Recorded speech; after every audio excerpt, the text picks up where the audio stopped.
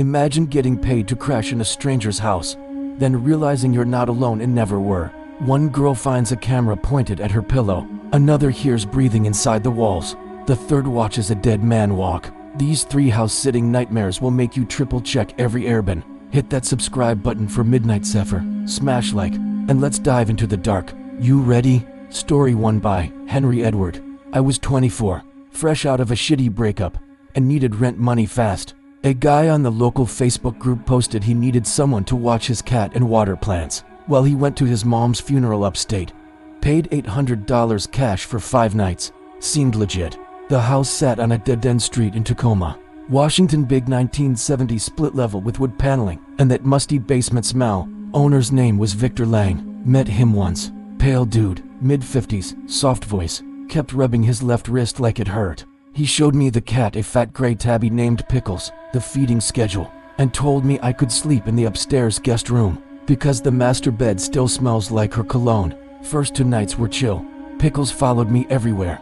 I binged Netflix, ate Victor's frozen lasagna, fell asleep with the cat on my chest. Night 3, to 17 a.m., I woke up needing water. The hallway nightlight was off, weird, because I never touched it. As I stepped onto the landing, Pickles hissed at the basement door. Not a normal hiss, full teeth, ears flat, tail like a bottle brush. Then I heard it, the soft click of the basement deadbolt unlocking from the inside. Somebody was down there. Victor had sworn the house would be empty. I tiptoed back, locked my bedroom door, shoved the dresser against it. Phone had 1 bar. Texted my brother, something in basement, come get me. No answer.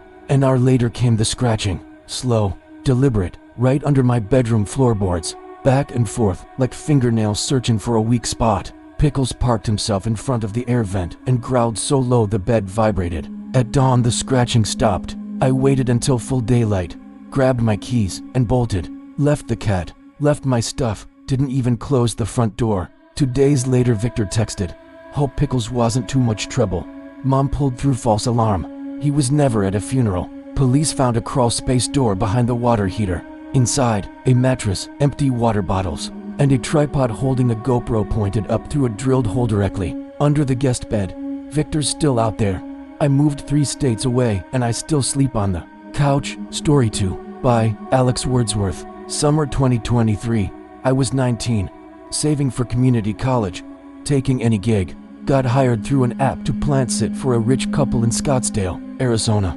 10 days, $1,200. Modern mansion, all glass and marble. They had over 200 succulents and cacti, some worth thousands. My job was misting schedules and watching for mealybugs. The wife, Mrs. Delgado, gave me the tour. She smelled like expensive vanilla and kept touching my arm when she talked. Mr. Delgado barely looked at me, just handed over the keypad code and left in his Tesla. House was insane, smart everything, lights, locks, even the toilet greeted me by name. They said use the pool, eat whatever, just don't go into the home office on the 2nd floor. Door stayed locked anyway. Night 4, 3 a.m. The house woke me up. Every light blasted on, blind shot open, and the speaker system started playing faint breathing. Not music, actual human breathing. Slow and raspy, like someone with asthma standing right next to the bed. I yelled Alexa stop a dozen times. Nothing. The breathing just got louder, wetter. Then the office door upstairs clicked open by itself.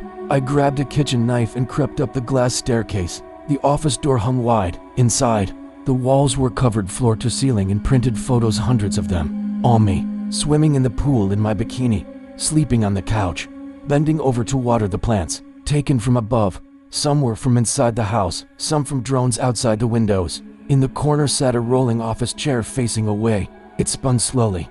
Nobody was in it.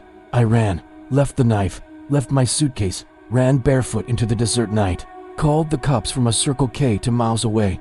When detectives arrived, every photo was gone.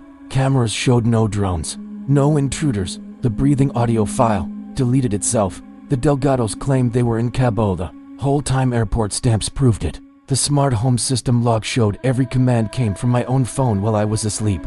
Someone spoofed my device from inside the network. I still get random calendar invites titled Smile for the Lens. Story 3 by Evelyn Drake. I needed quick cash before moving to Portland, so when a widow posted on Nextdoor asking for a live-in companion for 1 week while she visited her sister in the hospital, I jumped, $700 plus meals. The house was a 1920s craftsman in St. Paul.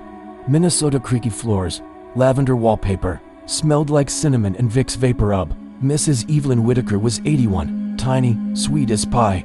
Her husband Richard had died of a heart attack 6 months earlier. She showed me his urn on the mantel and said, he always hated being alone. She asked me to read to him every evening from his favorite armchair.